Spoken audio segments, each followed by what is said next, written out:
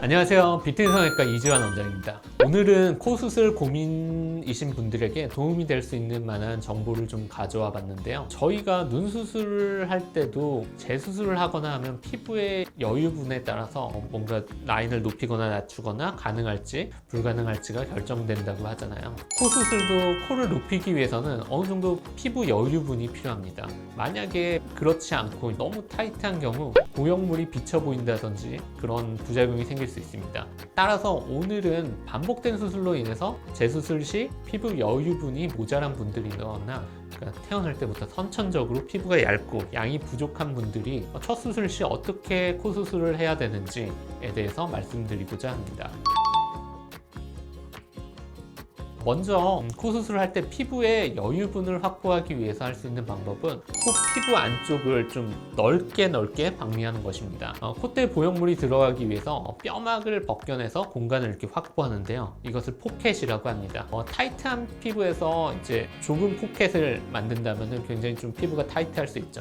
그래서 높은 보형물이 들어갈 수 있는 방법은 이 공간을 매우 넓게 만드는 것입니다. 하지만 이러한 경우 생길 수 있는 문제점은 피부가 그래도 너무 얇아서 비쳐 보이거나 경계가 보이는 것입니다. 피부가 너무 얇아서 비쳐 보이는 경우 실리콘 위에 진피 조직이나 근막 조직으로 감싸준다면 위쪽의 피부가 오히려 이제 좀 감싸져서 피부가 두꺼워 보이는 그런 보강되는 효과가 있기 때문에 비쳐 보이는 걸 줄여줄 수 있습니다. 그리고 보형물과 뼈와의 경계가 잘 보이는 경우, 이렇게 분필처럼 보이는 경우 어두운 음영이 형성되면서 분필 모양처럼 그렇게 보형물의 경계가 보일 수 있습니다. 이러한 경우 보형물을 좀 낮춰주는 게 그 경계를 좀 줄이는 데 중요하고요. 그리고 보형물의 경계가 최대한 덜 보이도록 한다면은 이렇게 맞춤 보형물로 코 뼈 모양에 딱 맞게 제작을 한다면은 그 경계가 최대한 덜 보일 수 있다고 생각하면 되겠습니다.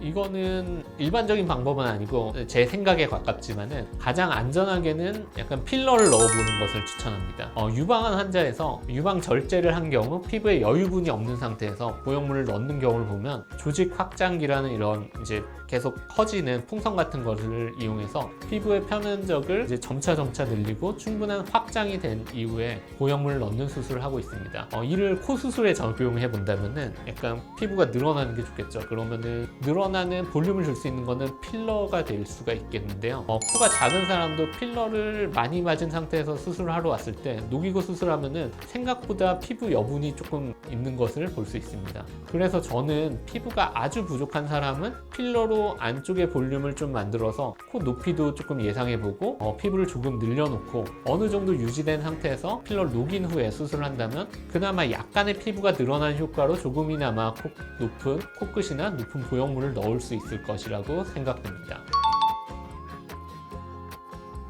아까 설명한 이제 필러 등으로 이제 코가 늘어나는 거랑 비슷하게 실제로 코가 원래 작았던 사람도 보형물과 연골로 코끝을 만들어놔서 이제 수술을 하면은 어느 정도까지 늘어나는 것을 경험해 볼 수 있습니다. 만약 이렇게 이제 늘려진 상태에서 재수술을 한다면 좀 더 늘어날 수 있을까요? 이 경우도 수술 후 피부가 늘어나서 어느 정도 여분이 좀 더 생기기 때문에 첫 수술의 한계보다는 조금 더 늘릴 수 있다고 생각됩니다. 하지만 구축이나 피부 안쪽 흉살이 심한 경우에는 해당되지 않을 수 있을 것 같습니다. 하지만 이렇게 만약 최대한으로 내 코를 올리고 싶다고 피부가 되게 타이트하고 이제 부족한 경우에 나는 2차, 3차까지 수술을 해서 늘려보겠다 하는 것은 절대로 일반적인 방법이 아니므로 처음 수술해서 원하는 목표와 모양을 현실적으로 정하는 것이 중요할 것 같습니다.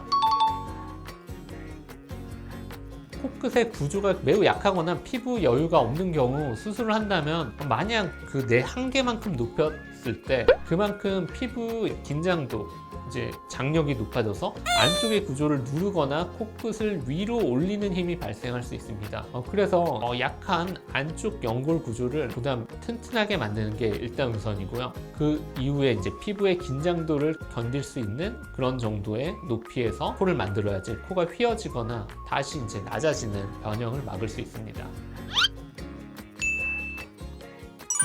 오늘은 코 피부 여유분이 부족한 분들이 코 수술을 한다면 생각해 둬야 되는 경우에 대해서 설명을 드렸습니다. 뭔가 내가 피부 여유분이 좀 넉넉한 편인지 좀 부족한 편인지, 그리고 어느 정도 높일 수 있는지, 어느 정도 높이는 게 좀 안전한지, 그런 거를 좀 알고 싶다면 병원에 와서 CT를 찍고 직접 상담을 받아보시는 것을 추천드립니다. 오늘 영상이 도움이 되셨다면 구독과 좋아요 부탁드립니다. 지금까지 공감 닥터 환원장 뷰티 성형외과 이지원 원장이었습니다. 감사합니다.